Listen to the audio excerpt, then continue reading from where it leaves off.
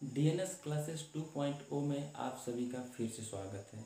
दोस्तों, जिस श्रृंखला को स्टार्ट किया गया था उसी श्रृंखला में आगे बढ़ते हुए हम प्रश्नावली 1.5 पर आ चुके हैं।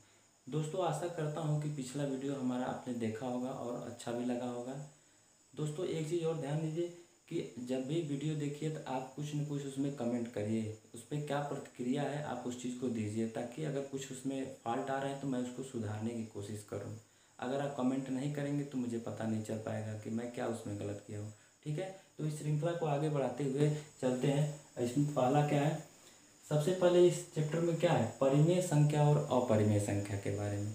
तो इस चीज़ को जानने की परिमेय संख्या क्या होता है और अपरिमेय संख्या क्या होता है। ठीक है, तो सबसे पहले क्या देंगे कि परिमेय संख्या ये क्या होता है, वे सभी संख्या जो P/Q के रूप में लिखा जा सकता है वे क्या कहलाती है, वे परिमेय संख्या कहलाती है। ठीक है, जैसे 3 हो गया, रूट के अंदर 25 हो गया, 12 हो गया, 22/7 हो गया, 4/5 और भी अन्य संख्याएं हो सकती है। ठीक है, ये रूट इसमें भी है और देखिए रूट इसमें भी है।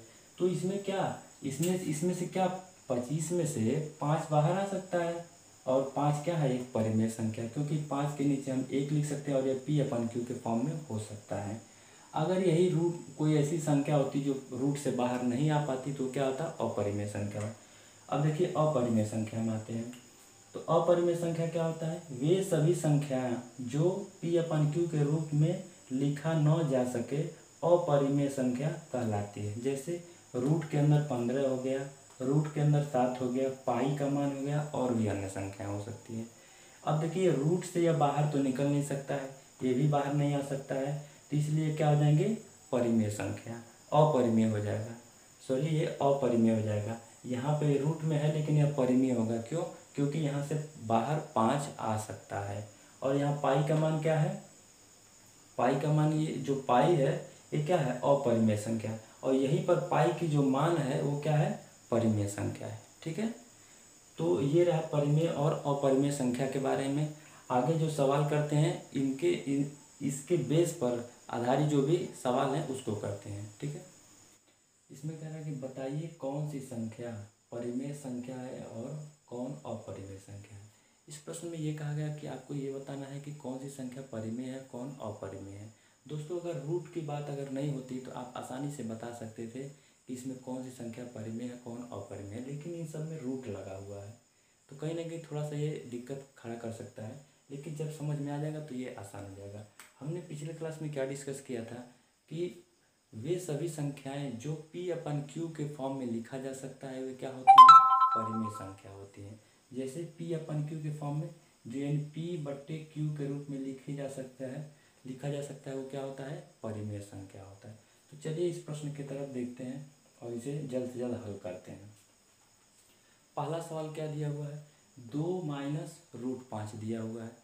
दोस्तों, अगर केवल यह रूट 2 होता, इसके साथ में कोई रूट नहीं लगा होता तो ये क्या हो जाता है, यह परिमेय संख्या हो जाता है। लेकिन इसके साथ में रूट लगा हुआ है और ये रूट जो है कि इस बाहर नहीं आ सकता है। ठीक है, इसलिए यह क्या हो जाएगा, अपरिमेय संख्या हो जाएगा।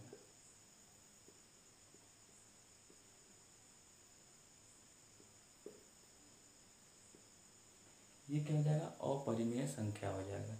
ठीक है, एक चीज और ध्यान दीजिएगा कि वे सभी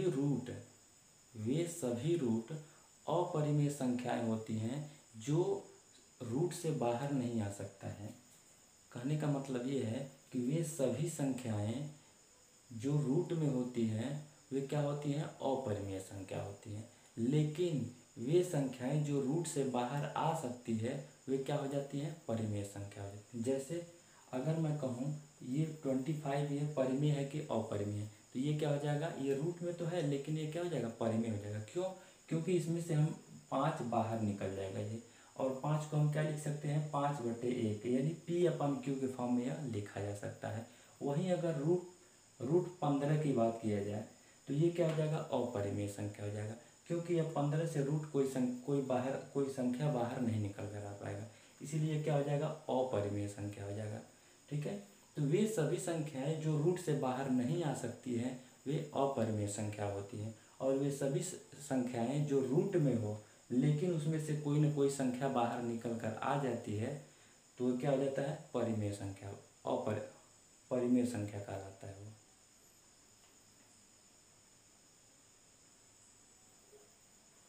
ठीक है, अब क्वेश्चन नंबर 2 पर हम आते हैं। क्वेश्चन नंबर 2 में क्या कर रहा है, इसको सबसे पहले क्या किया जाता है, कोष्टक को हल किया जाता है। सबसे पहले कोष्टक को हल किया जाएगा। तो कोष्टक को हल करने के लिए क्या करेंगे, इस कोष्टक को तोड़ देंगे, यानी 2 प्लस रूट 23 हो जाएगा, और यह माइनस क्या है 23 हो जाएगा, माइनस रूट 23 है। अब ये माइनस रूट 23 है और ये प्लस रूट 23 है, तो ये क्या हो जाएगा, ये कट जाएगा। फाइनली हमें मिलेगा क्या, 3। और ये 3 क्या है, एक परिमेय संख्या। क्यों, क्योंकि इसके नीचे 1 हम लिख सकते हैं और यह क्या है, P/Q के फॉर्म में है, इसलिए क्या हो जाएगा, परिमेय संख्या हो जाएगा ये। ठीक है, सवाल नंबर सी के पास चलते हैं। इसमें क्या है, 2√7/7 है। इसमें क्या हो जाएगा, ये √7 से √7 कट जाएगा, बचेगा क्या, 2/7, और यह P/Q के फॉर्म में है, इसलिए क्या हो जाएगा, परिमेय संख्या हो जाएगा ये। ठीक है, इसी प्रकार सवाल नंबर डी के पास हम आए, तो यहाँ पे क्या है, 1/√2 दिया हुआ है। तो इससे हम ज़्यादा से ज़्यादा क्या कर सकते हैं, बहुत ज़्यादा करेंगे तो ये क्या हो जाएगा, √2 से नीचे ऊपर हम गुणा कर लेंगे, यानी √2 यहाँ से करेंगे गुणा, तो √2 से यहाँ करेंगे गुणा, तो इससे क्या निकल कर आ जाएगा, ये √2 ऊपर चला जाएगा और नीचे क्या आ जाएगा, 2 आ जाएगा। लेकिन यहाँ पर रूट है, ये संख्या है, और इस रूट से कोई संख्या बाहर निकल कर नहीं आ पाएगी, इसलिए क्या हो जाएगा, यह अपरिमेय संख्या हो जाएगा ये।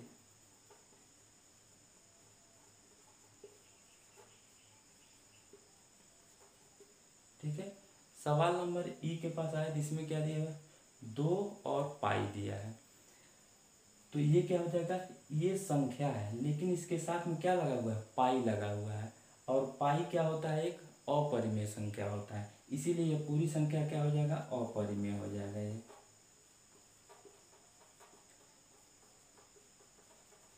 ये पूरी संख्या क्या हो जाएगा, अपरिमेय संख्या हो जाएगा। एक छोटी सी चीज यहाँ पे ये ध्यान देना है, कभी भी ये पाई का मान जो होता है, ये क्या होता है, अपरिमेय होता है,